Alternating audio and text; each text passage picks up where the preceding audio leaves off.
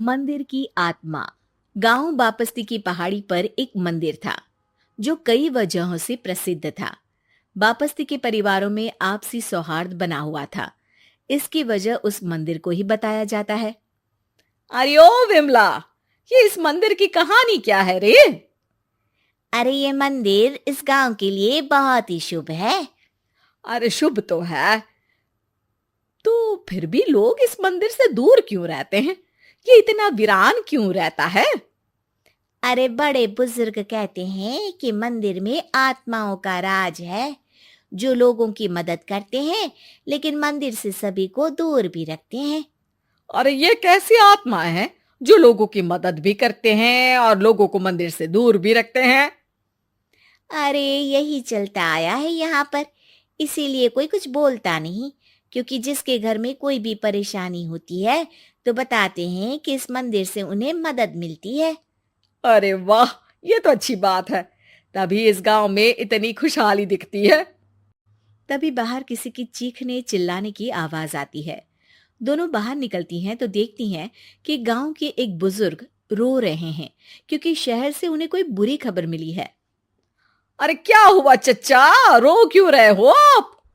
हाँ चाचा, बताओ ना, हुआ क्या?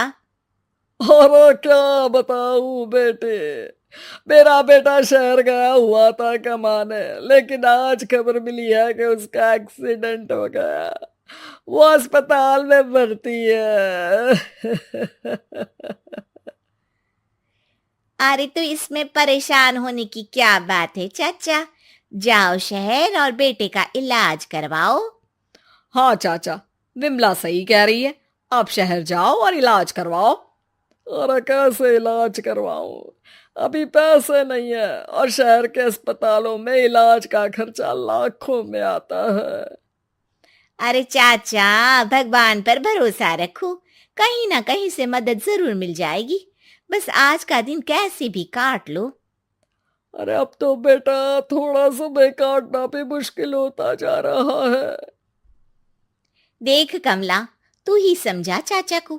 अरे पैसों का कहीं ना कहीं से इंतजाम तो जरूर हो जाएगा।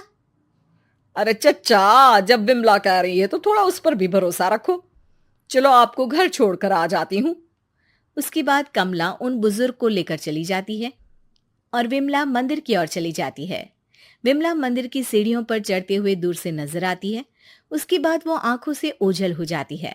उसी रात उस बुजुर्ग के घर के बाहर एक थैला रखा हुआ मिला। बुजुर्ग उस थैले को देखते ही चौंक पड़ा क्योंकि उसमें 5 लाख रुपए रखे हुए थे। वो बुजुर्ग सुबह दौड़ा दौड़ा गांव के दूसरे बुजुर्गों के पास गया। अरे मंगल भाई सुनो, मेरे घर के बाहर ये पैसों से भरा बैग रखा हुआ मिला है। अरे किसका है ये भाई? अरे भैया, मुझे क्या पता। तभी उधर से कमला और विमला निकलती हैं। अरे बेटा सुन तो, देख ये क्या रखा हुआ था मेरे घर के सामने। कमला और विमला हैरानी से देखती हैं। अरे वाह, देख विमला, तूने कहा था ना कोई मदद जरूर करेगा। अरे भगवान सबकी मदद करते हैं, ये पैसों की मदद भी भगवान ने ही भेजी है। और क्या। अब चच्चा सोच क्या रहे हो, शहर जाओ और बेटे का इलाज करवाओ। ठीक है बेटियों, जो तुम कहो। चलो निकलता हूँ शहर बेटे का इलाज करवाने के लिए। अरे विमला, एक बात तो बता, ये इन्हें मिले तो कैसे मिले पैसे? अरे मैं ना कहती थी कि ये मंदिर सबकी मुसीबतों में मदद भेजता है। अरे वाकई बड़ी पुण्य आत्मा है मंदिर में। सो तो है, लेकिन उनके बारे में लोगों को कम ही पता है। अच्छा, और तुम्हें क्या पता है? अ, जितना पता था वो तो बता दिया। ना रे ना, मैं नहीं मानती, तू कुछ तो छिपा रही है।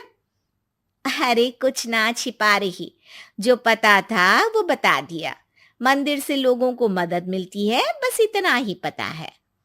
ठीक है बाबा, अब नहीं पूछूंगी। इसके बाद उसी रात कमला चुपचाप अपने कमरे से निकलती है और मंदिर की ओर चल पड़ती है। कमला धीरे धीरे मंदिर के दरवाजे पर पहुंचती है। अंदर से हल्की हल्की रोशनी आ रही थी। इसके बाद जो वो देखती है वो हैरान रह जाती है। कमला इसके बाद तेजी से वापस लौट आती है। दूसरे दिन सुबह सुबह। अरे विमला, तू तो छिपी रुस्तम निकली। है? ऐसा क्या छिपा लिया मैंने? अरे तूने तो भनक ही नहीं लगने दी और चाचा की मदद भी कर दी। हैं? ये क्या कह रही हो? ऐसा कैसे कह सकती हो तुम? मैंने कोई मदद वदद नहीं की। अरे सब पता है मुझे, कल रात मैं गई थी मंदिर। तो क्या देखा? अरे तुम्हारा पति और कुछ लोग वहां दिखे। बोरियों में नोट भरे हुए थे और सभी नोट गिनने में लगे हुए थे। तो तुम्हें क्या लगा? वो क्या कर रहे थे? अरे मैं समझ गई कि वो लोग कहीं से डकैती कर पैसे लेकर यहाँ मंदिर के पीछे छिपाते हैं। अब जब तुम जान ही गई हो तो बता देती हूँ, लेकिन ये बात किसी को पता नहीं लगनी चाहिए। मेरे पति डकैती नहीं डालते हैं, बस उन लोगों से पैसे छीनते हैं जिन्होंने गलत तरीके से पैसे बनाए हैं। और फिर लोगों की मदद करते हैं। यही है वो पुण्य आत्माएं जो लोगों को मदद पहुंचाती है। अब समझी?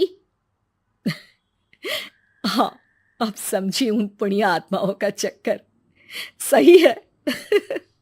करते रहो मदद, लेकिन सावधानी से, मेरी तरह कोई और ना पहुंच जाए। Subscribe for more content.